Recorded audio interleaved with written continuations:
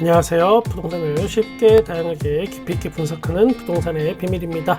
세상을 살다 보니까 항상 좋은 일만 있는 것도 아니고 항상 나쁜 일만 있는 것도 아닙니다. 남들이야 어떻게 되든 말든 내 집값만 오르면 장땡이라는 사람들의 욕심이 모여서 결국은 그게 또 부메랑으로 돌아오기도 합니다. 심보를 고약하게 쓰면 꼭 그만큼 손해를 본다는 교훈을 어릴 적에 학교 다닐 때 우리 다 배웠던 것 같은데 그걸 또 잊어버리고 사는 사람들도 많은 것 같습니다. 일단 이런 이야기부터 보겠습니다. 한 건설사 임원이 한 인터뷰 내용입니다.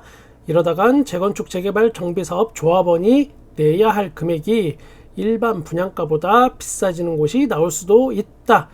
이 이야기를 듣고 섬뜩하고 머리털이 쭈뼛 서는 분들도 계실 겁니다. 세상이 변했고 부동산 시장도 계속 변하고 있고 그 부동산 시장의 변화가 내게 큰 이득을 줄 수도 있는 것 같지만 오히려 도구로 작용하는 경우가 발생할 수도 있습니다. 그러면 지금 부동산 시장이 어떻게 변하고 있다는 말인가 도대체. 예전에는 재건축 재개발을 하면 그 조합원들은 로또라는 어떤 인식이 있었습니다. 로또, 대박, 돈벼락 등등의 단어가 난무했습니다. 가장 최근의 변화는 역시나 공사비 폭탄입니다. 기존의 조합과 시공사 간에는 어떤 도급 계약서라는 걸 작성하게 되는데 기존에 작성했던 것보다 공사비 인상이 그러니까 50% 이상 높아진 가격에 다시 공사비를 재측정하는 재건축, 재개발 단지들이 현재 늘고 있습니다.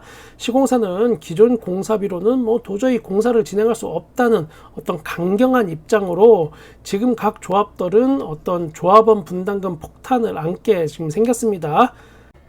부비 양반, 그러면 시간 끌다가 어떻게든 다 일단 완공을 시키고 시간 질질 끌고 입주하고 그 다음에 나중에 배째라 이렇게 하면 안 돼요? 설마 다 지은 집을 부수기야 하겠어? 아마 입주가 안 될 겁니다. 분담금 폭탄을 조합원들이 지급하지 않는다면 아마 아파트 열세를 내어주지 않을 겁니다. 입주가 안 되고 떠돌이 신세가 되면서 동시에 돈 구하러 다니는 꼴이 발생합니다. 이런 경우가 또 처음도 아니고 예전에도 이게 종종 있었습니다. 그럼 과거에는 이렇게 됐을 때 누가 이겼었나?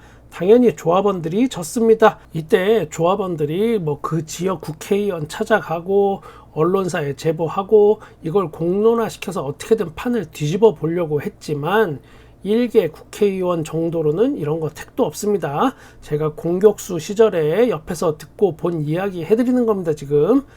그러면 이렇게 되면 결국 무슨 일까지 벌어질 수 있나? 일반 분양받은 사람들보다 조합원이 더 많은 돈을 주고 입주하는 꼴이 벌어질 수 있습니다. 기존에 우리가 알던 상식을 뒤집는 상황이 벌어지는 거죠. 거기에 대해서 이주비 대출까지 만약에 받았다 조합원이, 그러면 더 이상 재건축 재개발은 로또, 대박, 돈벼락이라는 이야기가 좀 무색해집니다. 처음에 공사비 인상 이야기가 있었고 일반 분양가 폭등이 점점 이렇게 가시화되던 그런 시절이 있었는데 바로 그때 조합원들이 대부분 이거를 쌍수 들고 환영했습니다. 왜 좋아했을까? 조합원들이 일반 분양가가 오르는데 첫 번째 착각, 공사비 증액을 대부분 일반 분양 받는 사람들한테 다 떠넘길 수 있을 거라고 착각을 했습니다. 제가 전에도 이런 이야기 했던 것 같은데 결국은 이거 1차 분양받는 수분양자한테 분양가를 올리고 2차로는 조합원들한테 공사비 올랐다고 조합원 분담금 높여서 수익을 최대치로 끌어올릴 거다라고 얘기했었는데 그때 많은 조합원들이 또 콧방귀도 안 꼈습니다. 제 이야기에 오히려 분양가 오르는 거를 두 팔 벌려서 환영했었죠. 그러다가 이게 이제는 부메랑이 돼서 내 뒤통수를 때리고 있는 겁니다. 그리고 두 번째 착각은 분양가가 비싸지면 내 집값이 오른다는 생각이 컸습니다. 사람들한테. 일반적으로 아파트 매매 가격은 분양가보다 비싸다라는 어떤 기본 상식 같은 이야기가 있는데 실제로는 안 그럴 수도 있다라는 변수가 항상 존재한다는 겁니다. 예전에도 이런 일이 있었습니다. 분양 받았는데 아파트 가격이 떨어져서 울먹이면서 9시 뉴스에 인터뷰하고 하던 거 자료로 다 남아 있습니다. 여러분 이거 꼭 기억하셔야 합니다. 제가 지금 여러분께 집 사지 말라고 하는 거 아닙니다. 필요하다면 재건축, 재개발, 그리고 입주권 이런 것도 살 수도 있고 그 전에 또 뭐 빌라 살 수도 있고 일반 분양 아파트 받을 수도 있고 입지 좋은 아파트를 또 직접 매수하기도 하고 뭐 다 그러는 겁니다. 단 알고 하는 거랑 이걸 모르고 하는 거랑은 차이가 꽤 큽니다. 재건축, 재개발 조합원이 만약에 되신다면 도급계약서에 사인하기 전까지만 내가 유리한 겁니다. 만약에 그 이후부터 어떻게 되냐, 그때부터는 질질 끌려다닙니다. 그냥 끝날 때까지. 그냥 이 판이 그렇게 짜여져 있습니다. 아니 부비 양반 그러면 어쩌라고 도대체. 협상을 잘 하라는 겁니다. 싸울 필요도 없고 욕할 필요도 없고 일방적으로 내가 두드려 맞아줄 필요도 없습니다. 그 협상은 그런데 또 단 한 번에 이게 끝나는 게 아닙니다. 결국은 이것도 사람과 사람 간의 일이기 때문에 서로의 감정을 건드리지 말고 꾸준한 관계를 유지하고 서로 줄 거 주고 받을 거 받고 최대한 일을 빠르게 마무리하는 게 최선입니다. 그런데 또 이게 감정을 건드리는 일이 쌍방간에 계속 일어납니다. 이러면 뭐 끝입니다. 그냥 현명하고 노련한 조합 임원이 필요한 게 전제 조건이 되겠죠. 이 이야기도 하다 보면 너무 길어지고 제가 진행했던 어떤 방식을 이렇게 공개된 영상에 오픈하는 것도 문제가 될 수 있기 때문에 제가 이 이야기는 여기서 줄이겠습니다. 아무튼 지금 서울의 한 조합은 시공사 선정을 위한 현장 설명회를 열었는데 단 한 군데의 건설사도 여기에 나서지 않고 있습니다. 예전 같으면 건설사들이 막 서로 달려들어서 온 동네방네 막 현수 막 걸고 축하합니다 하면서 무슨 건설 뭐 난리치고 주민들한테 막 눈웃음 치면서 황제 폐하 모시듯 막 떠받들었겠지만 이제는 조합이 제발 내 집 좀 지어주세요. 돈은 달라는 대로 다 드리겠습니다. 하면서 역으로 구걸을 해야 하는 입장이 돼버렸습니다. 이거 말고 또 다른데 서울의 조합은 공사비 인상 문제가 커지면서 기존 건설사와 계약을 해지하고 이제 너랑 안 해 이러고서 이제 다른 건설사를 막 찾아보려고 했습니다. 그런데 이거 분위기가 심상치 않죠. 요즘에 계약 해지해봐야 이 사람들 말고 아무도 내 집 지어주겠다고 덤빌 것 같지 않다는 거를 비로소 눈치챈 겁니다. 그러니까 기존 건설사랑 다시 공사비 재협상을 이어갑니다. 굉장히 자존심 상하지만 뭐 어쩔 수 없는 상황이기도 합니다. 그래서 제가 앞서 언급했던 이것도 뭐 결국 사람과 사람 사이의 일이기 때문에 서로의 감정을 건드리면 안 된다고 분명히 얘기한 겁니다. 서로의 감정이 한번 상하면 1억으로 막을 거 2억으로 막는 일이 벌어지는 게 바로 이 바닥입니다.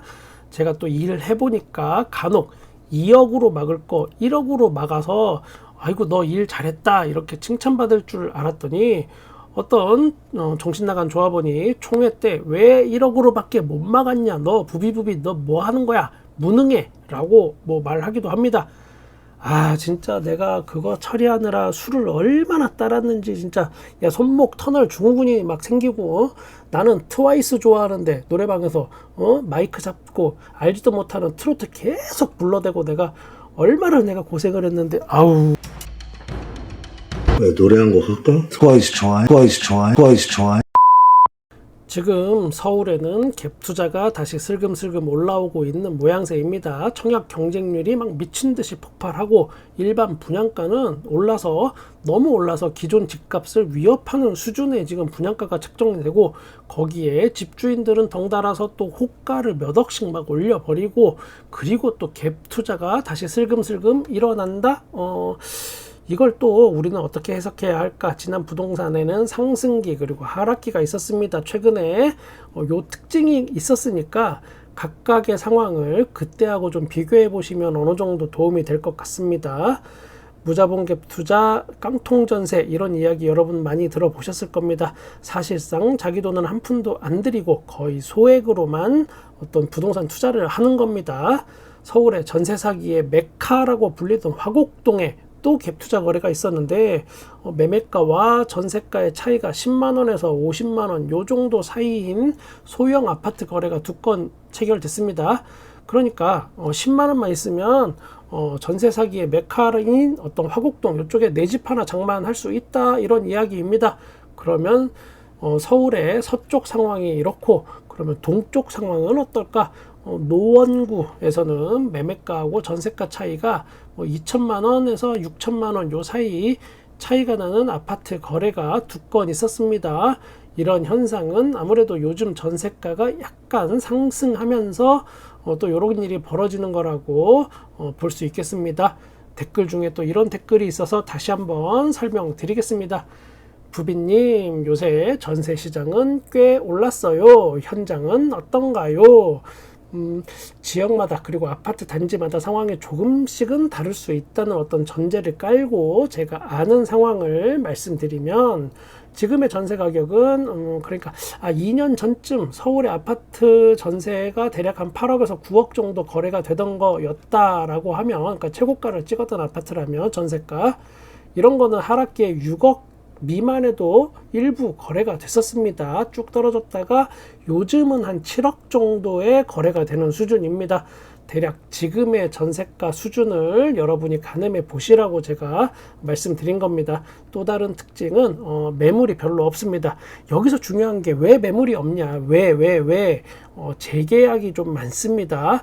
얼마 전에 전세 가격이 하락하니까 이게 만기가 돌면서 임대인하고 임차인이 서로 그냥 적당한 가격에 합의를 보고 서로 재계약하는 겁니다. 그러니까 부동산 복비도 안 나가고 머리 아프게 새로 임대인, 임차인 맞출 필요도 없고 이사 갈지 말아볼 필요도 없고 서로 그냥 적당하게 윈윈 하는 그런 걸 선택한 겁니다. 그래서 매물이 없는 거지 이게 전세 공급이 부족하거나 갑자기 전세 수요가 폭발한 거라고 보긴 어렵습니다. 제가 분명히 이거 정확하게 말씀드렸습니다.